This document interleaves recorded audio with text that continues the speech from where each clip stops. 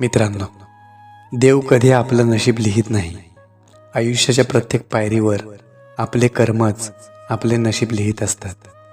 नीती योग्य असेल तर नशीब बलवत्तर असतं. समोरची व्यक्ती आपल्यावर विश्वास ठेवते, हीच तुम्ही तुमच्या जीवनात मिळवलेली अमूल्य पुंजी आहे. दुःख भोगणारी व्यक्ती पुढे जाऊन सुखी होऊ शकते, पण दुःख देणारी व्यक्ती कधीच सुखी होत नाही. ही नैतिकता आहे. माणुसकी प्रत्येकाच्या मनात असते. देव माणसाची मनस्थिती बघतो, परिस्थिती बघत नाही. तसेच देव कधी तुमचं मृत्यूपत्र बघत नाही.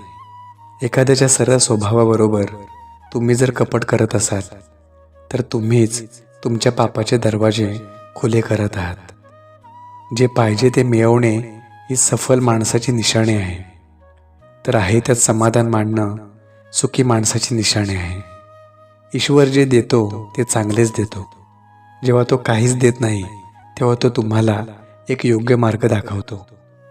जे चरण भगवंतापर्यंत जाऊ शकतात तेच चरण माणसाच्या आत्म्यापर्यंत नक्कीच पोचू शकतात. त्यासाठी तुम्ही तुमच्या जगण्याला भिवू नका, तर तुम्ही तुमच्या कर्माला भिवून प्रत्येक वळणाचा जीवनाचा घाट चढत राहा. मग तो सुखाचा असो किंवा दुःखाचा.